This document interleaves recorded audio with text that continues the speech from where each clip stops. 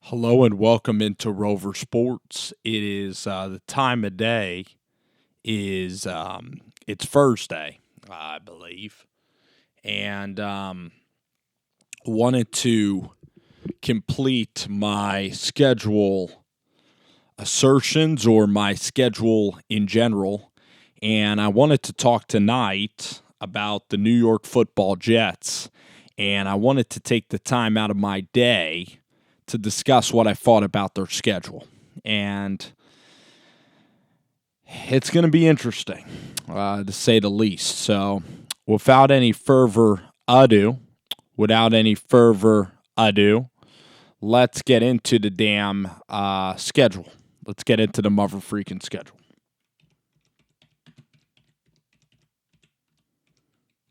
So I'm looking at the schedule. And my monitor is a little bit screwed up, but nonetheless, we are still up and rolling here on Rover Sports. I want to, again, thank all of you guys for paying attention to this video and actually watching this video. It's very cool that you're doing it.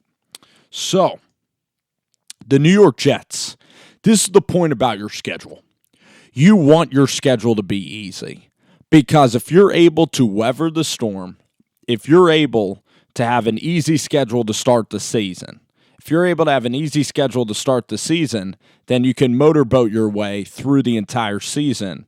And then you can be a team that's actually not that good, but when you look up and you're 8-2, you morph into a spectacular team. That's what happened with the Chicago Bears last year. When the Bears played the Buccaneers, the Bears played the Arizona Cardinals, they weren't that good. They were good against the Bucs, but against Arizona, they played like shit. And they only won that game by like 4 points. Mitchell Trubisky was horrible. But the fact that they still won ugly, that's the key to the NFL, is winning games in ugly ways. And early in the season, when you can win ugly, you put yourself in a situation where you can be successful. And the first 8 games are usually your season. If you go 6-2, you're probably making the playoffs. If you go 4-4, it's doubtful you'll make the playoffs. And if you go 2-6, you're just about done. So, looking at this Jets schedule, you first start out at home versus Buffalo. You're going to be favored in that game. You're probably going to win that game. Then, in the next 2 weeks, you play the Browns at home, which, Cleveland we talked about. I'm not as high on Cleveland as a lot of other people. I think Cleveland doesn't make the playoffs this year.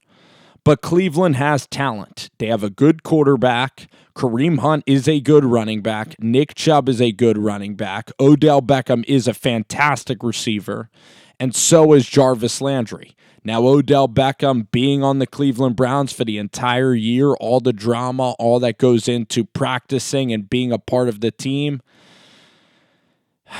that part is tough. But on game day, when you're playing Odell Beckham, he can be a weapon. So I'm going to give the Browns the win, and I'll give the Patriots the win at home. So you start off the season 1-2.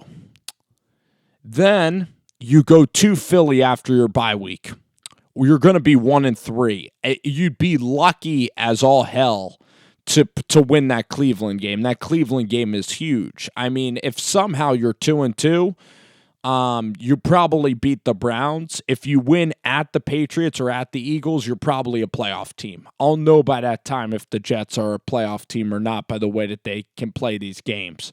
Then you play the Cowboys at home. I think the Cowboys are 13-3 NFC East champion. I think they're the best team in the NFC this year. You add Jason Witten. You add George Iloka, who's a veteran. Robert Quinn from Jacksonville in the middle of that defense. The Cowboys are going to be really, really nasty. The Cowboys' schedule is easier than dog shit. It's really easy. It's cupcakes galore. The Cowboys are going to go like 10-2 to start their season, and they're probably going to pound the Jets like veal at home in week whatever it is, 7. Then the Jets play the Patriots again. And I think the Patriots sweep the Jets every year. I don't think that the Jets are going to beat the Patriots at home. And then you play the Jaguars on the road, and you historically are terrible there. And Jacksonville's defense is so salty, and they have Fournette, and they have a better quarterback than they did last year. They have a Super Bowl champion at quarterback, and I think that the Jags might actually be a resurging team this year after they've been kicked to the curb last year. So you need to survive. And that's never a good thing. You know, last year with the New York Giants, everybody said to Giants fans, like, you need to survive. And with the Eagles and the New York Jets, it's never a good thing when somebody says, okay, you need to survive. The Giants this year are going to be better than the New York Jets. I'm not going to bet any money because there's no way really to do that. But I would pretty much wager a lot of anything, a decent amount, that the New York Giants are better than the New York Jets this year. I would wager a large sum of cash. The Giants, when you compare the Giants to the Jets, the Giants' schedule is a million times easier. That's primarily why. The Giants also have less distractions, okay? The Jets have Le'Veon Bell. They have Adam Gase, who's in his first year as a coach. You have Greg Williams, who's one of the more polarizing personalities in the coaching profession. You have Jamal Adams, who is very polarizing. Most of the time, he's doing something great. Most of the time, Jamal Adams is a perfect leader for the Jets. I don't have a lot of bad things to say about Adams, but Adams can certainly get frustrated at times if things don't go well. He does have that kind of personality where he's a little like Jimmy Butler, where he will let you know if somebody's screwing up, and he's a loud personality, okay? Most of the time, the leadership is very good, but if the ship is not going well, is Jamal Adams still going to be perfect? Then you look at Robbie Anderson, who's gotten in some trouble. But really, I look at Adam Gase. I don't believe in Adam Gase one bit. I don't believe in Darnold's skill level. I don't think Darnold hurts you deep. If I were a defensive coordinator, I'd be very excited to play Darnold. You blitz Darnold, and Darnold will throw you interceptions. Also, Darnold cannot make throws into the second level of the field. I think he's overhyped, a USC quarterback that is overhyped. I've never really been a fan of Darnold. Le'Veon Bell, I think Le'Veon Bell is more about himself than the team. He's about his rap album. You know, he fought the whole Steelers organization was against him last year, when really the Steelers were paying him about the same amount of money. So Le'Veon Bell is a very good football player. These are all good players in a vacuum, but together, Greg Williams, Gase, Mike McCagnon, and Christopher Johnson, that's not the staff I want. I don't like the head coach. I don't like this spot for Greg Williams to be the defensive coordinator. I don't. And you have C.J. Mosley, but Anthony Barr is not on your team. Leonard Williams is overrated to me. Tremaine Johnson is a great player. Marcus May, your safeties are very good, but you definitely need still some impact linebackers, and you need a good pass rusher. If you draft Josh Allen, the way you're going to be good, the way the New York Jets are going to win, is their defense has to be really good, and somehow they have to revamp their offensive line. But the offensive line is not there. Le'Veon Bell hasn't played in a year. Who knows how he's going to get along with Sam Darnold? It's way too many It's a lot of moving parts. And then you have Adam Gase, that was nothing more than an afterthought. He's a pretty shitty head coach. He was terrible with the Dolphins. They had 1 year where they made the playoffs, but that year they made the playoffs, they were like 10-6, and they had an easy record, and they barely were getting by. They were an afterthought in those playoffs. And if Ryan Tannehill was healthy, a lot of people are like, well, Matt Moore played against the Steelers that year. If Ryan Tannehill was healthy, I would be appalled if they ever were close to winning a single playoff game. And Adam Gase's tenure in Miami, his 3 years, he couldn't even sniff one win in the postseason. So when you look at the Giants have Pat Shurmur that at least has won some places, like Minnesota, he's won before. The Eagles, he's won. With Chip Kelly, he made the playoffs. James Bettcher is a decent defensive coordinator. I'm not thrilled with James. I need to see more from Betch, but Eli, Golden Tate, the Giants have a very solid organization, solid team now. They get rid of Odell Beckham, the trade I wanted them to make for a very long time. And the Giants' schedule is a million times easier than the New York Jets' schedule. So I'm going to project here. If you beat the Browns, you go to 2-0. And then you play New England, you probably lose close, but you're 2-1 before the bye week. That Eagles game's going to have a different feel. If you're somehow 1-2 and you beat Buffalo but lose to the Browns and the Patriots and go into your bye week, you still play the Eagles after that. It's a terrible point to have your schedule. You have no easy games. You go from the Eagles and the Cowboys to in fact, let's mark where the Jacksonville game is. So 1, 2, 3, 4, 5, 6, 7. Out of your first 7 games on your schedule, you have the Buffalo Bills who missed the playoffs last year. The Browns missed the playoffs. But then you have the Patriots twice. You have the Eagles and the Cowboys and the Jaguars. Now, out of those 7 games, 3 of those teams are playoff teams. Actually, 4 of the 7 games are against playoff teams. And the other 3, you have the Browns that have one of the best offensive skill position players in the NFL, a great quarterback. You have the Buffalo Bills with a pretty good quarterback and defense, a divisional rival. And then you go to the Jaguars, which has the best defensive talent in the whole NFL still. So, and you're going on the road to Jacksonville. Your games are difficult.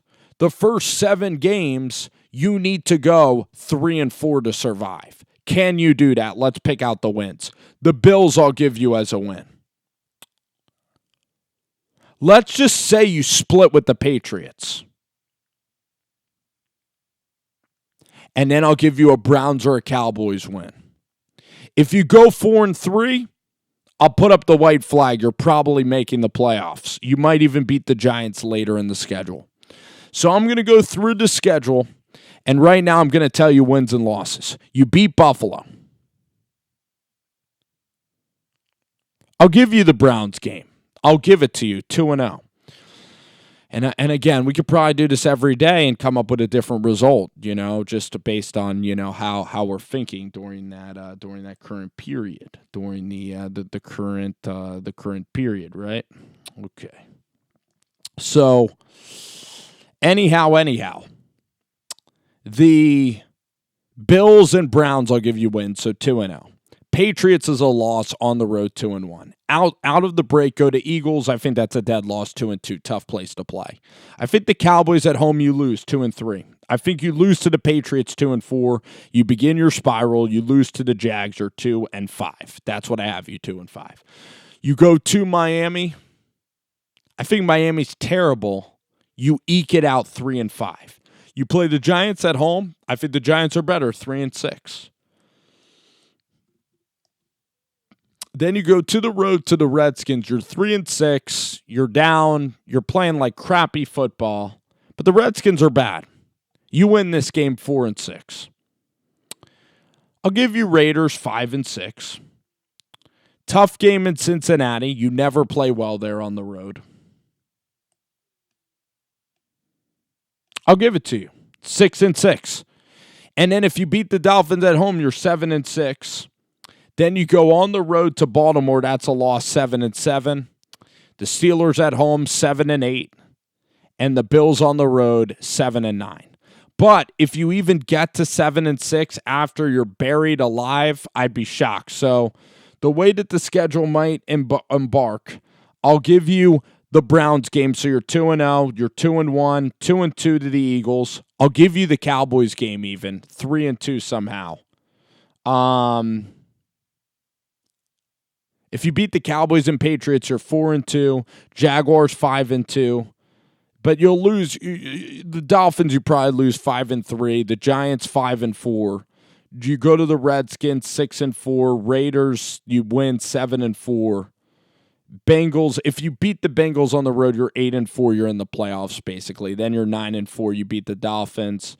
Then you're 9-5. Whatever. You're probably 10-6 if you figure that out. So The games that you need to win a home Patriots game and you need to win a Cowboys game. But I think the Cowboys are going to be a difficult team to beat, but maybe you could catch them. It's going to be a 425 game. That's going to be really exciting. The Browns game at home. These early games obviously are crucial in your schedule. But if you are 2-5 and then you go to Miami and you're 2-5, there's a chance the Dolphins can beat you 2-6. The Giants can beat you 2-6. This thing could get really, really ugly. If it's 2-7, Adam Gase might be fired. Or I don't know if he'll be fired, but man, oh man, I can't wait to see the product the Jets put on the field, but it could be an absolute disaster. I mean, if you're 2-7, Le'Veon Bell's going to come out with quotes. You're going to have quotes everywhere. Greg Williams fighting. The players don't like Adam Gase. Like, all these stories, I think, are going to come out. I think that the New York Jets are going to be a colossal train wreck. And by week 8, there will be tons of stories coming out about Adam Gase, the players not liking Adam Gase, Sam Darnold's leadership in question, Jamal Adams. Do people love Jamal Adams, or is he overhyped, and is he too much on the sidelines and everything? You know, the offensive lineman having a mutiny with Le'Veon Bell, Maccagnan being on the hot seat. Maccagnan might get fired. Then they'll bring in a new GM that likes Adam Gase, and it'll probably be a 2 or 3 year mess that's going to happen for the New York Jets. And that's unfortunately how I see it. I think it's a really tough schedule, and there's a lot of things here that I don't like about this schedule.